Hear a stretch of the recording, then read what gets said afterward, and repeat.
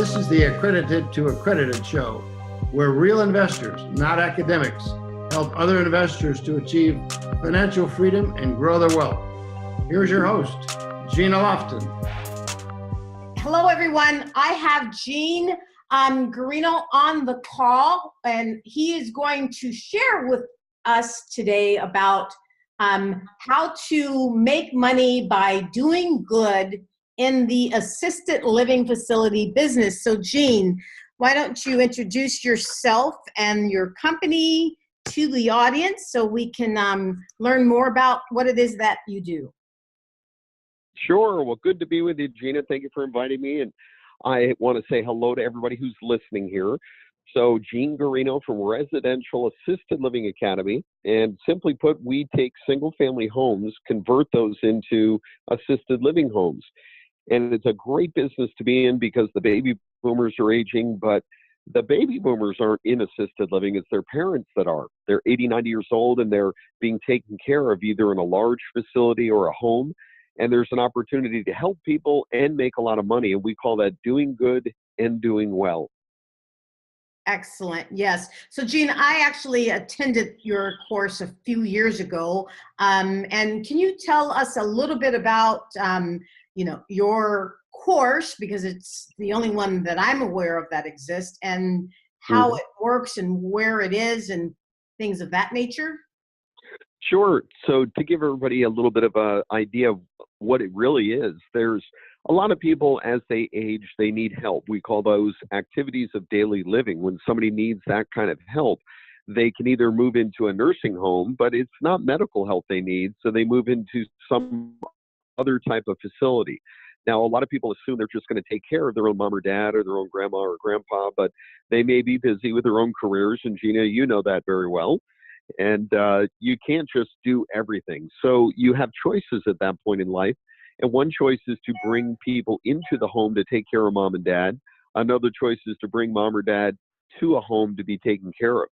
So in our class, what we do is we teach people what this business is, the real estate aspect, where to do it, how to do it, with what kind of home and what kind of rules and regulations, how to start this business, how to get the people to move into the home.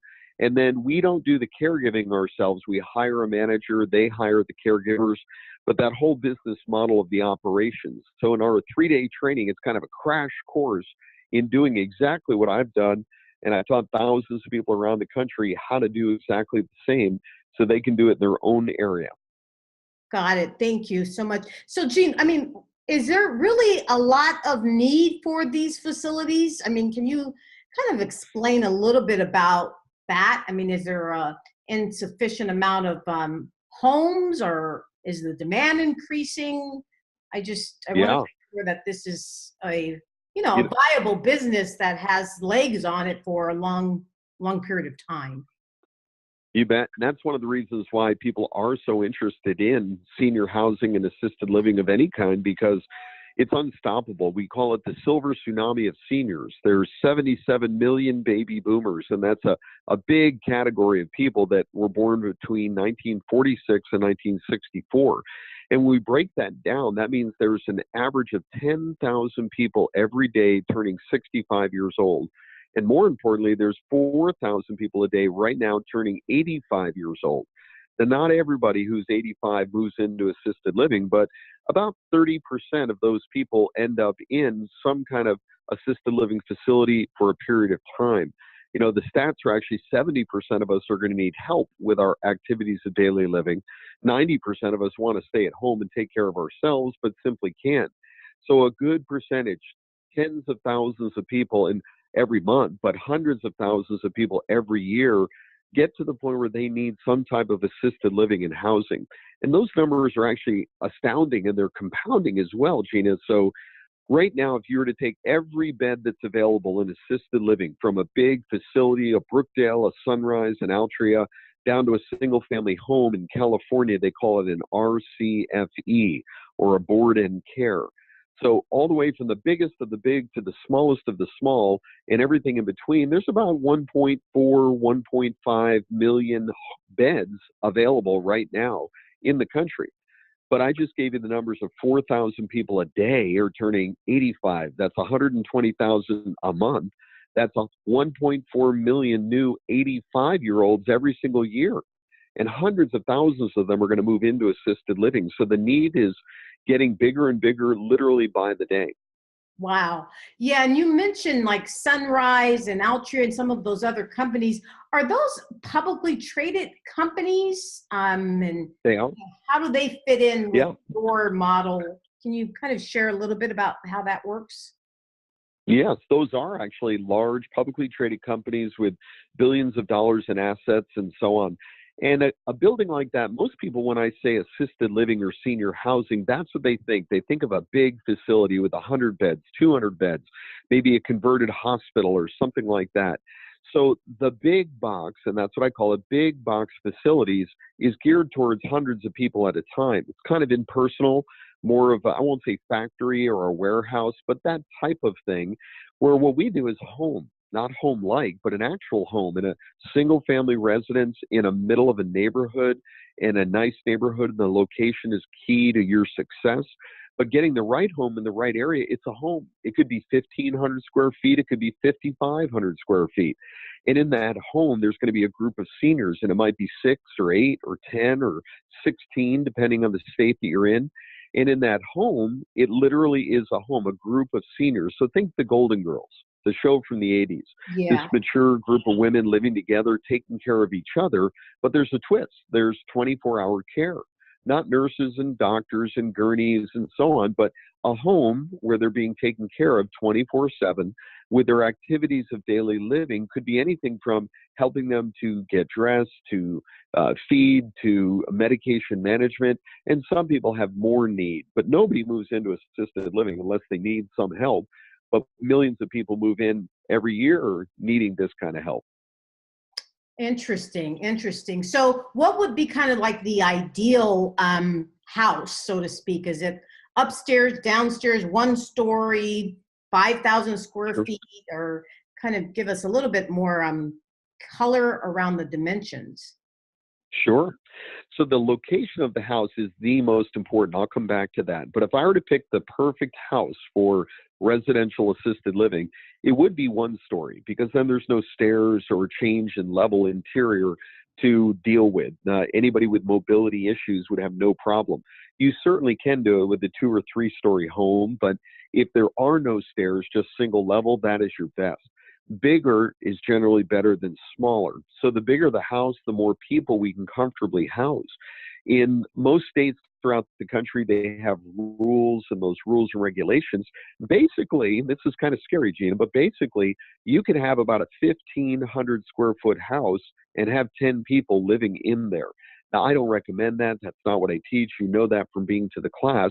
I want you to do it bigger, better, nicer. So a rule of thumb, 300 square feet of living space per resident is very comfortable. So if you had a 3,000 square foot house, you could have 10 or 12 people living comfortably. Now, typically you're going to have 1 or 2 people per bedroom. So it's either private rooms or semi-private rooms. Now, you're not going to have many 10-bedroom houses out there. They're just not for sale. They don't exist. So you could have a 5-bedroom house with 2 people in a room, or you can convert some of the interior space into more bedrooms. Bathrooms, minimum is 2 that you need to have, but more is better. So if you have a lot of private rooms with private bathrooms, you can charge anything you want, but you can certainly charge more. If you have a smaller home with shared rooms and just a few beds, you're going to charge less. Nice neighborhood, the location. I'm just going to jump right on, Gena, because this to me is the most exciting part.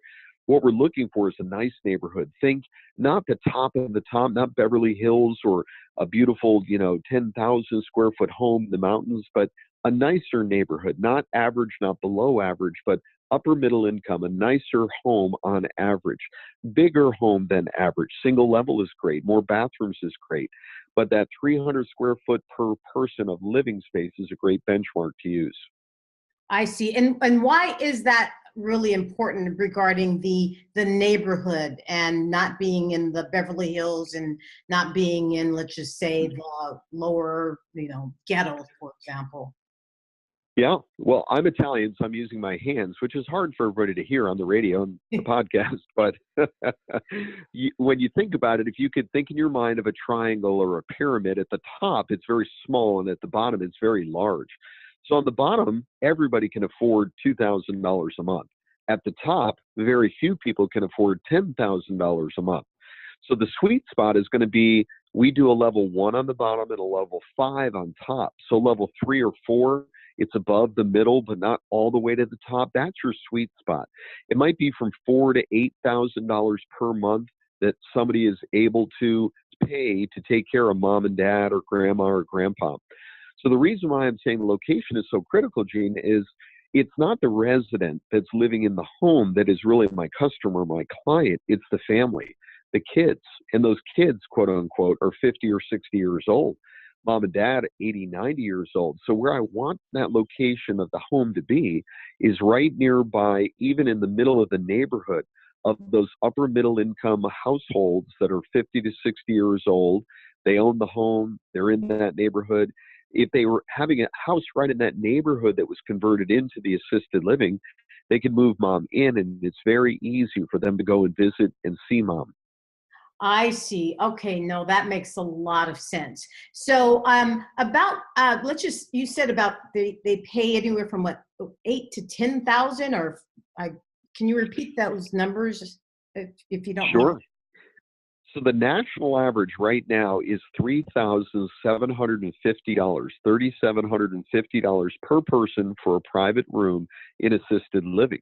Now that includes Medicare and Medicaid on the low end, which we don't deal with, all the way up to the people living in Beverly Hills on the very, very high end. So the sweet spot is that $4,000 to $8,000 range. There's a lot of people who are paying that right now. As a matter of fact, I'm guessing some people who are listening right now, if I were to be in front of you and have you raise your hand, do you have a family member that is or has been in assisted living? A lot of you would be raising your hand. And then if I were to ask, how much did you pay, or did somebody pay? Did you know? A lot of people who raise their hand are going to give numbers that would blow everybody else away. You're going to hear 6,000, 8,000, 3,500, 7,500, everything in between. And then the other people are looking at that saying, how in the world can somebody afford to do that? Well, the bottom line is it's mom, it's dad. We're going to do whatever it takes to take care of them. So a lot of times people pay for it with their own assets. It may be their own retirement accounts, maybe their income, their pensions, or then they sell the home that they own free and clear. And then they liquidate the other assets they may have, investment accounts and so on, to pay for their care in the long term. Only about 10% of the people out there today have a actual long-term care insurance policy. Most people don't. They just hope it all works out in the end. Yeah, so that's very interesting. So as far as them being able to afford it, I mean that's a pretty hefty amount for a senior to pay. I was always wondering how that worked. So thanks for explaining it. So it's not funded by Medicare, or at least yours is not. Your type. Medicare and Medicaid. Just so everybody understands the process, the federal government gives money to each individual state government. Then the state government will come up with a plan. And basically, if a senior can prove to the government that you have no income or low income, no assets or a little bit of assets, they'll provide $2,000 a month, $1,500 a month, maybe $2,200 a month. But if the average is $3,750 and the most the state's going to pay is $2,000, that means all they're given is enough to be in a very substandard or below average home. Now, I wouldn't be willing to put my mother in a home like that. And most people who have money or are entrepreneurs and have businesses, they have money. They're not willing to put mom in a home that is substandard, in a neighborhood that you wouldn't even slow the car down in, let alone drop mom off and say, here, you're living here. So we are looking for that nicer neighborhood. It's not mom or grandma who's living in the house paying for it. It is typically the kids, somebody in the family. Now, if you and I, Gena, are brothers and sisters, somebody's going to take charge of mom or dad's power of attorney and their assets and make decisions for them.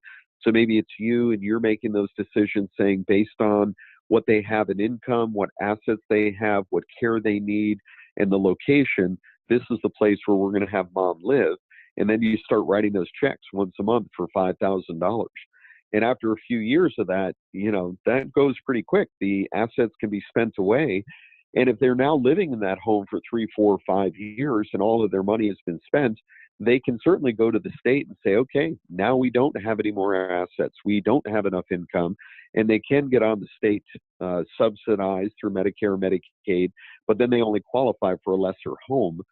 So the kids, even at that point, might supplement how much mom was paying with the government's going to pay $2,000, we'll pay the other $3,000 so mom can stay in the same home, in the same room. I see.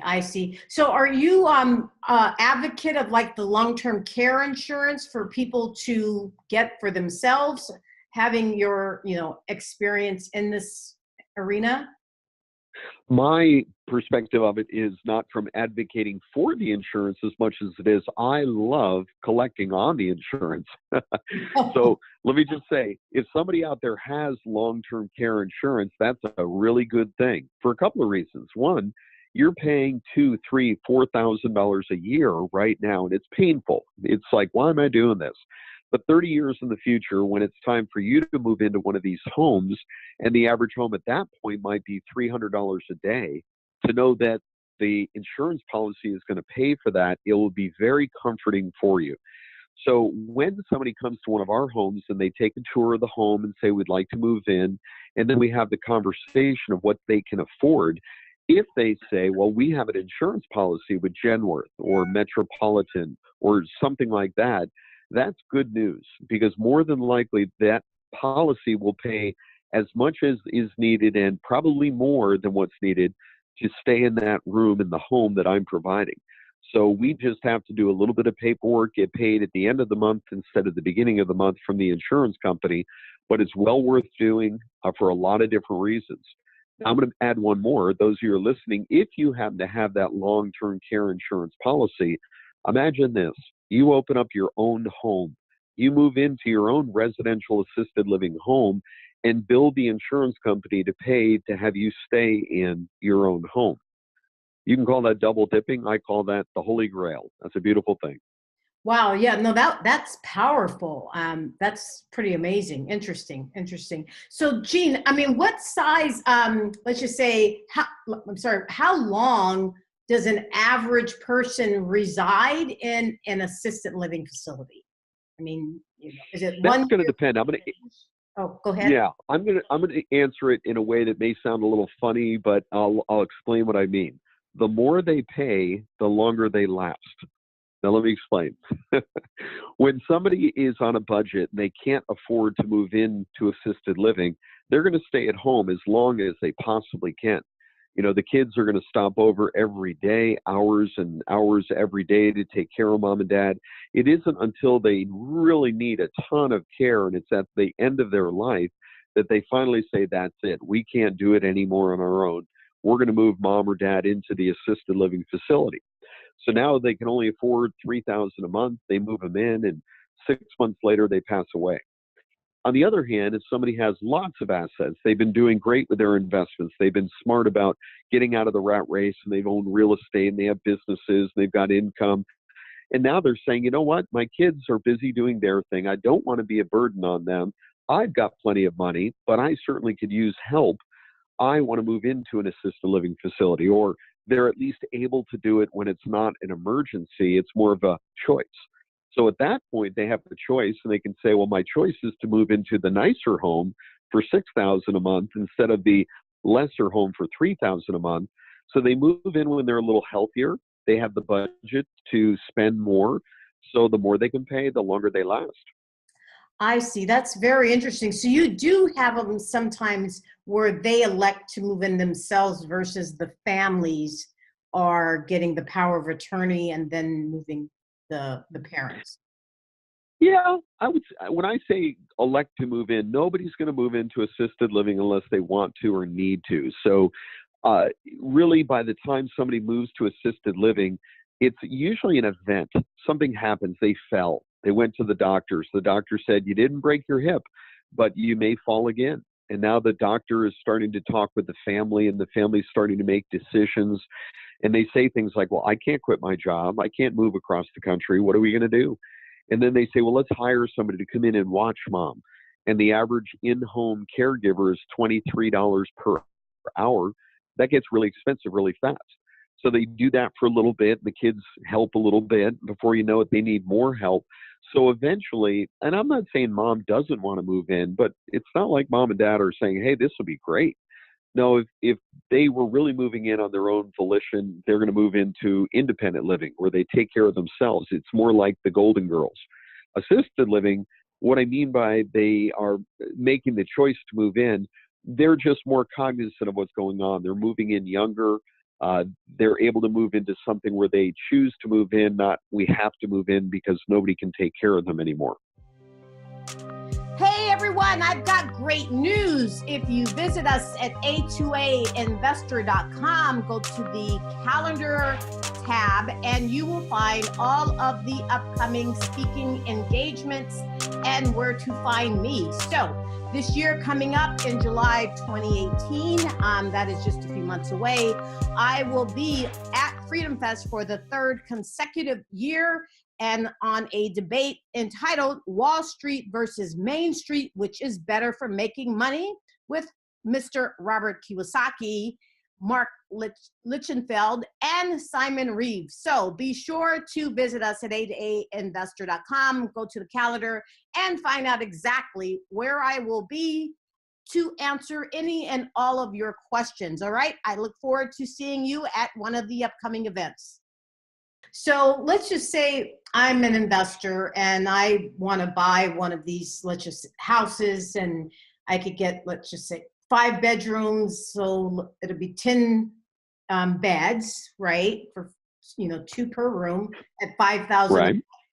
per bed. So that would be what, $50,000 of income. Am I kind of getting this correct? It's just high level? Yeah. I see. Okay. Yeah. Let me dig into it a little bit more because I don't want to leave it there. There's a lot more to it. So but for those of you listening, think of 2 parts. There's the real estate part and there's the business part. The real estate part, owning the home itself. That home itself can be used for lots of things. You can rent it out. You can do Airbnb. You can do long-term rental. But if you were to lease it to somebody who's operating this residential assisted living business, that tenant, quote unquote, that person who's operating this business, and again, in California, it's an RCFB. In other states, it's a personal care home. But the business that's being operated, the group home for the elderly, that business is going to want a long-term lease, maybe 5 years with 5-year renewals. That's a really good thing. In addition, because the business is going to be charging $5,000 per person, they're going to have a lot of income and they can pay a higher rent. If they've got the right home in the right area, they may be willing to pay higher than fair market rent. So imagine buying the right home in the right location, leasing it to a business that is operating a group home for the elderly, and now they're willing to pay a higher rent with a long-term lease. That's a beautiful tenant. On the other side, the tenant is this business operator, this one who's doing the group home for the elderly. They have to go through the hoops of getting the license, having the house safe, grab bars, maybe some ramps, maybe some taking bathtubs out and putting in showers that you easily roll in with no obstruction or something like that. So they maybe do some renovations to a house. And now they're operating a business, which means there's humans, people involved. And that's always the hard part, Gena. People always ask, what's the biggest challenge? And I always say people, bricks and sticks and dirt and mud, that's easy and fun. It's the people. So the caregivers, the manager, the residents, their family, the people that are involved, that's the business part. And so when we say $5,000 a month times 10, that's $50,000 a month of gross income. I'm going to give you the next number. About 70% of that goes towards your expenses, paying for the house, rent or mortgage payment, paying for the food, the insurance, the utilities, and everything else that goes with it. So 30% is left over as your profit. So if you're getting 30% of that $50,000, which is $15,000, that's a really nice profit. If you're profiting $15,000 per month from that one single family home operating that business, well, that's $180,000 in net income each year, as opposed to just leasing the house out for $3,000 and netting $500 a month. So it just depends on which part you want to play, the real estate, the business, or both. Wow, I mean, that's a significant amount more than what you can ever get from just a normal house. So, Yes, it is. yeah, I mean, that's pretty incredible. Is it difficult to get a license to, I'm assuming you have to get a license to do this type of business. Is that true? Every state has their own requirements, and there's typically three parts to it. The first part is the house has to be senior safe. So notice I didn't say ADA compliant because that's different. ADA compliance is different than senior safe. Senior safe might mean grab bars near the toilets and showers. It could be widening some doors potentially. It probably would be smoke detectors. It could require fire suppression or sprinklers. So there's things that you're going to do to make the house safe, but not fully ADA compliant. That's one piece. Another one is the documentation. Now, in the business, we call it policies and procedures. In most other businesses, you would call that standard operating procedures. So the paperwork, the documentation, how you operate the business is how the state says, all right, this person knows what they're doing. They're going to be taken care of and be responsible for these residents. And the third piece is a manager. The manager is the person who is responsible for operations of the business. Now, I'm not encouraging anyone who's listening to be the manager, but every state has their own qualifications and what that means. In some states, it's a 24-hour course, 18 years old, a GED or equivalent or higher, and a 24-hour course, and you can be a manager of a residential assisted living home or whatever they call it in your state. In other states, like I'm in Arizona, it's much more stringent. You have to be a caregiver first with 2 years of experience. Then you take additional training to be a manager, and then you can become the manager of the home. In either case, I'm not going to do that. I'm going to hire a manager who's going to be playing that role. I'm going to make the house senior safe, and I'm going to get the policies and procedures. Once we have that together, we fill in paperwork, and every state's a little different. 1 page on some states to 18 pages in other states. And then we go through the process. The process of getting from that point on to the next part, which would be getting the full license, could be 2 months or it could be 6 months, just depending. Okay, all right, I see. So it's not that difficult, I guess. Is that true or?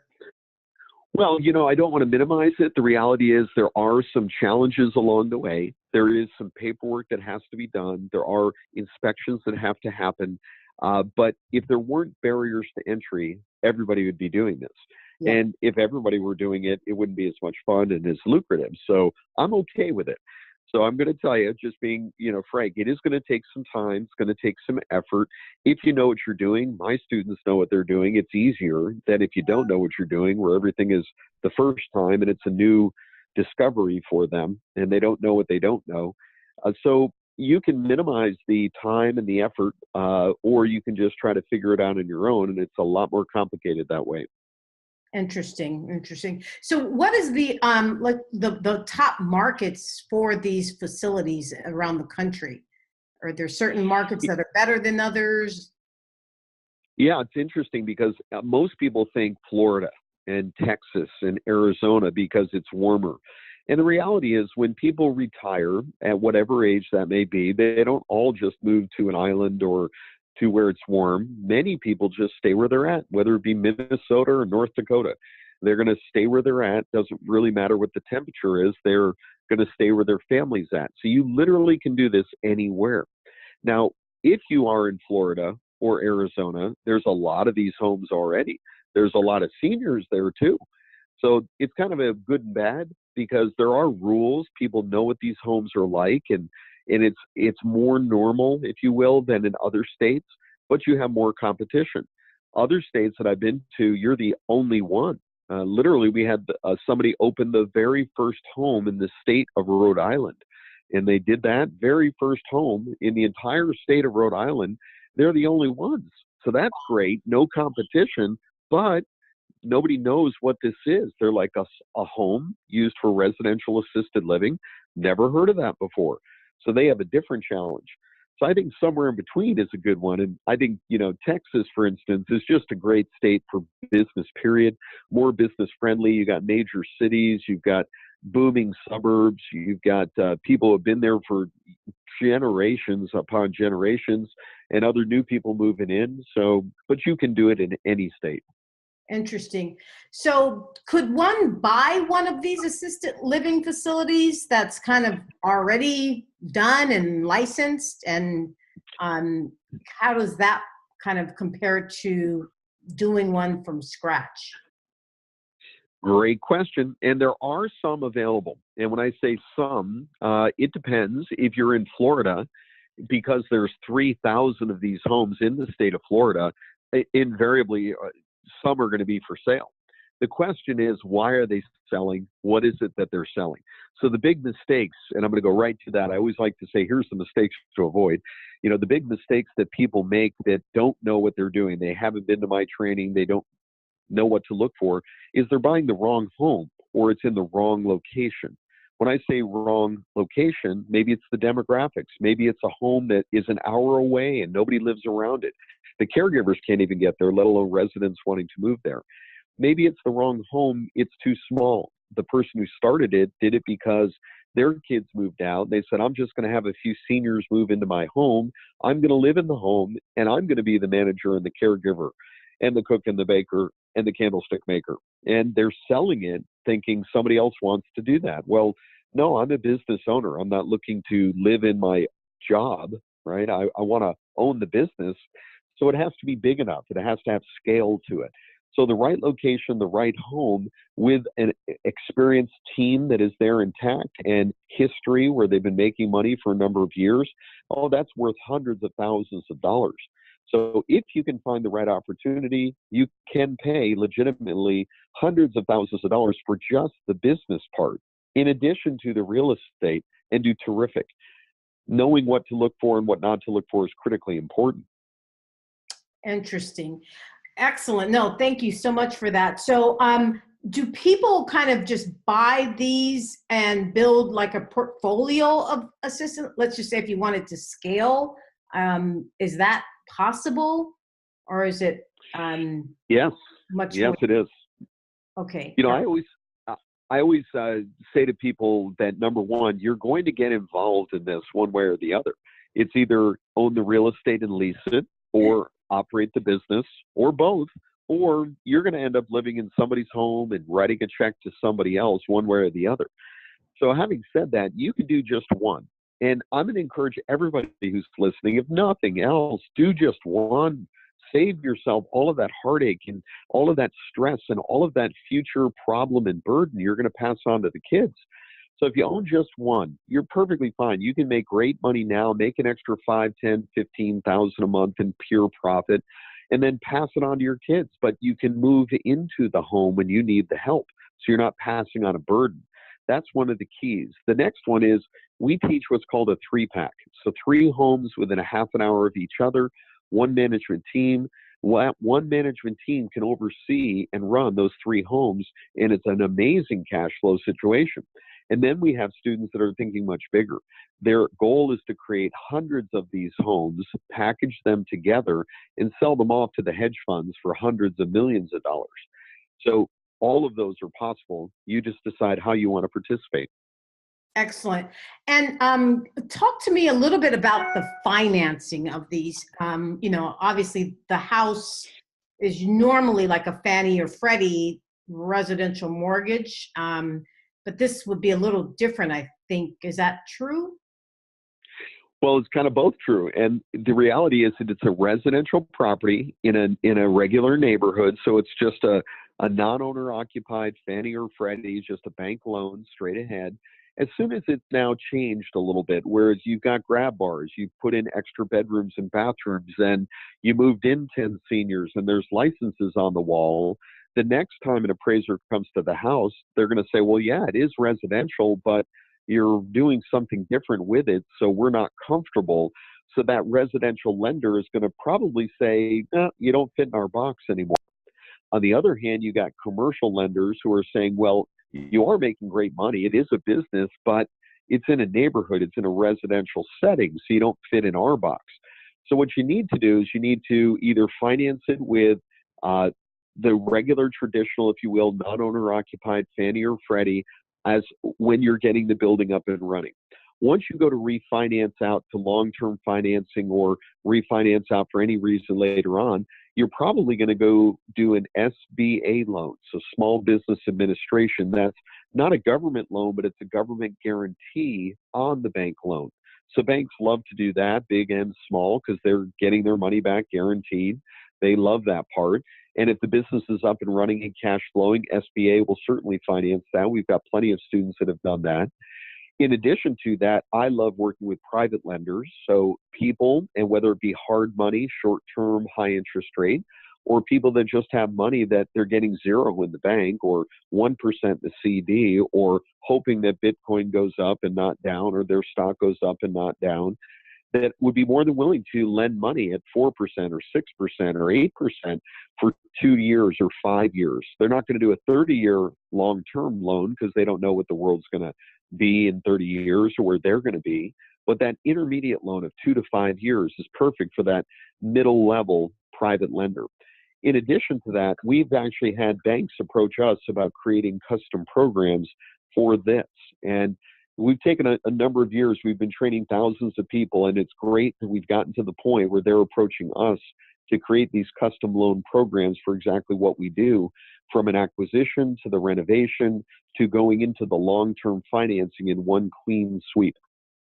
Wow, that's pretty exciting, Gene. So can you talk a little bit about that, or is it premature timing-wise? You bet. I'll talk a little bit about it. And it is, the bottom line is that we've been working on it for years. I've had meetings over this last month, and they're continuing later this week.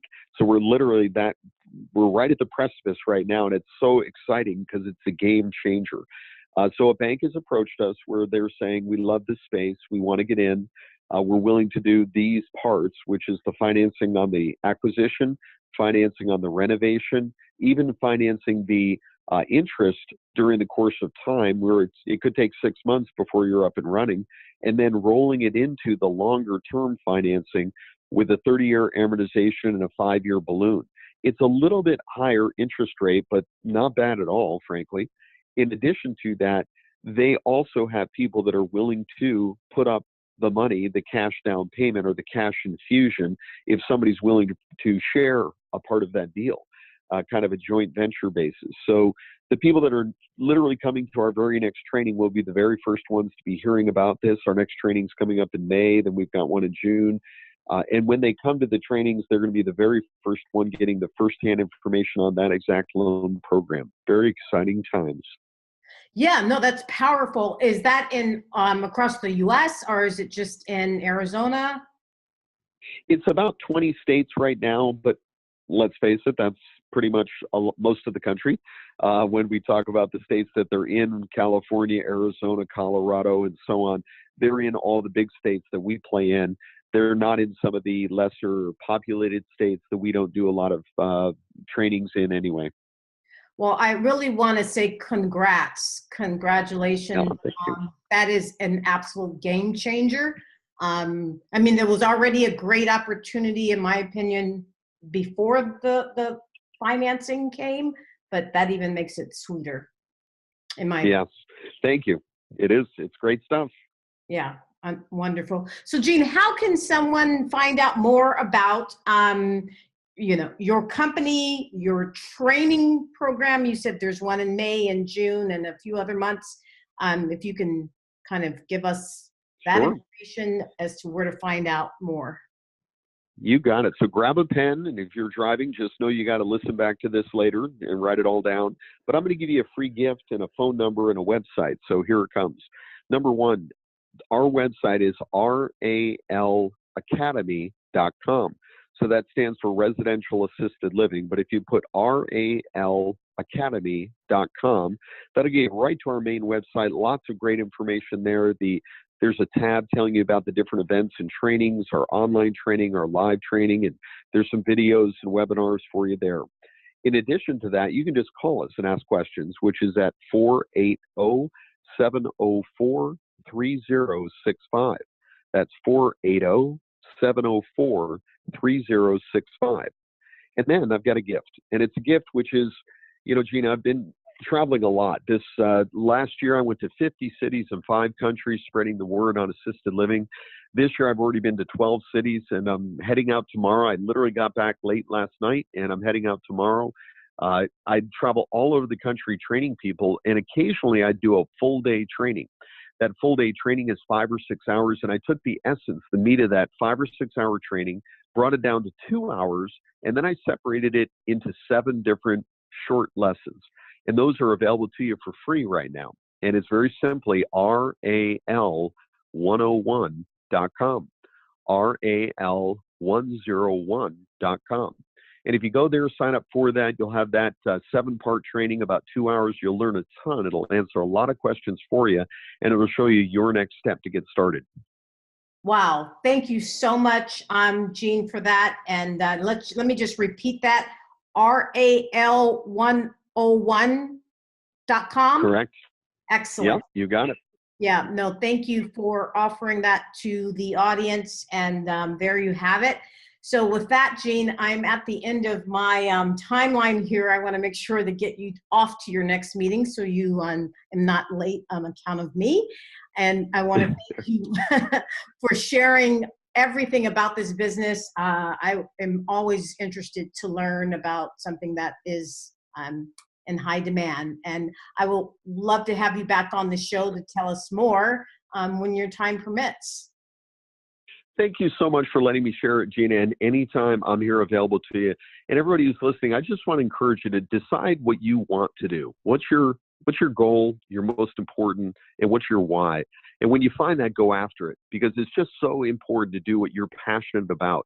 Our motto is do good and do well. So if you do want to help a lot of people and make a lot of money, your timing is perfect for assisted living. Excellent. Well, on that note, thank you so much, everyone, and I will see you shortly. Thanks for listening to our show. Repetition is the way we learn.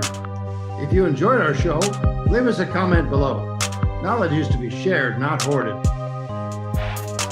I knew what I needed, so I went out and got it. Started stacking up assets, now I'm bringing in profits. I knew what I needed, so I went out and got it. Started stacking up assets, now I'm bringing in profits.